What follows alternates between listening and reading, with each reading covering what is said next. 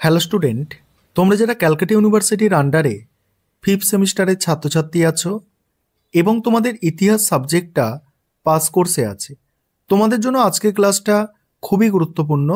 আজকের ক্লাসে তোমাদের ডিএসসি A2 পেপারের মক টেস্টের প্রশ্নপত্র নিয়ে আলোচনা করব।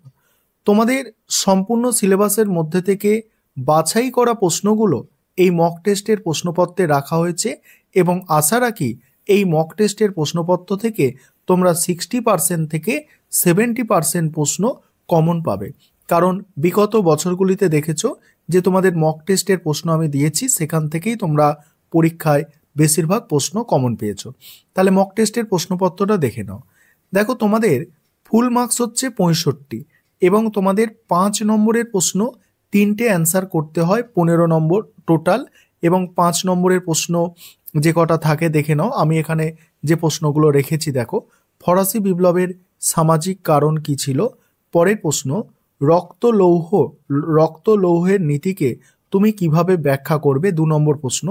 3 নম্বর প্রশ্ন, 1848 সালে ফ্রান্সের ফেব্রুয়ারি বিপ্লবের প্রত্যক্ষ কারণ কি ছিল। 4 নম্বর প্রশ্ন, মেটার্নিক ব্যবস্থা বলতে কি বোঝো। 5 নম্বর প্রশ্ন, ফরাসি বিপ্লবের জন্য পূর্ব রাজতন্ত্রের দায়িত্ব কতখানি। তারপরে 6 নম্বর প্রশ্ন, কল্পনাশ্রয়ী সমাজতন্ত্র বলতে কি বোঝো। তাহলে 6টা প্রশ্ন এখানে দেওয়া থাকবে 5 নম্বরের। তোমাদের অ্যান্সার করতে হবে কটা, 3টে প্রশ্নের অ্যান্সার করতে হবে। আর দেখা যাক এখান থেকে তোমরা আশা রাখি 3টে প্রশ্ন কমন পেয়ে যাবে। আরেকটা বিষয় তোমাদের বলবো, তোমরা নিচে দেখো একটা নম্বর দেখতে পাচ্ছ, এই নম্বরে তোমরা যোগাযোগ করে স্টাডি মেটেরিয়াল পারচেস করতে পারো।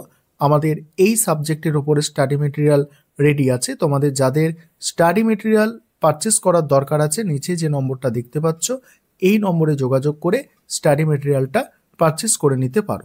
চলো এবারে দেখো 10 নম্বরের প্রশ্ন। তোমাদের পরীক্ষায় 10 নম্বরের প্রশ্ন একটা অ্যান্সার করতে হয়। আর 10 নম্বরের প্রশ্ন দেখো দুটো দেয়া থাকবে, একটা অ্যান্সার করতে হবে। আমি যেগুলো রেখেছি দেখো, ইটালিতে ফ্যাসিবাদের উত্থানকে তুমি কিভাবে ব্যাখ্যা করবে। দ্বিতীয় রেখেছি, প্রথম বিশ্বযুদ্ধের কারণগুলি আলোচনা করো। দুটো প্রশ্ন ইম্পর্টেন্ট তোমাদের জন্য, আর দুটোর মধ্যে তোমাদের পরীক্ষায় কিন্তু একটা অ্যান্সার করতে হয়। এবার দেখো 20 নম্বরের প্রশ্ন, তোমাদের দুটো অ্যান্সার করতে হয়। 20 নম্বরের যে প্রশ্নগুলো আমি রেখেছি দেখে নেবে। তার আগে একটা বিষয় বলি যে তোমাদের কিন্তু কোনো ছোট প্রশ্ন থাকবে না, মানে 1 নম্বরের বা 2 নম্বরের কোনো প্রশ্ন কিন্তু থাকবে না। তোমাদের প্রশ্ন প্যাটার্ন কি, 5 নম্বরের প্রশ্ন, 10 নম্বরের প্রশ্ন আর 20 নম্বরের প্রশ্ন। 5 নম্বরের 3টে, 10 নম্বরের একটা আর 20 নম্বরের দুটো। এই হচ্ছে তোমাদের কোয়েশ্চেন প্যাটার্ন। 2-1 নম্বরের প্রশ্ন তোমাদের থাকছে না। এবার দেখো 20 নম্বরের যে প্রশ্ন আমি রেখেছি, প্রথম প্রশ্ন, ফ্রান্সের ইতিহাসে সন্ত্রাসের রাজত্বের গুরুত্ব কি।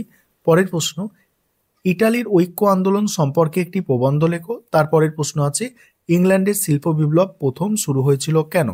আরেকটা প্রশ্ন আছে দেখো, জার্মানিতে নাৎসিবাদের উত্থানের কারণগুলি বিশ্লেষণ করো। অর্থাৎ 20 নম্বরের প্রশ্ন পরীক্ষায় 4টে থাকবে, দুটোর অ্যান্সার তোমাদের করতে হবে। এই ছিল তোমাদের মক টেস্টের প্রশ্নপত্র।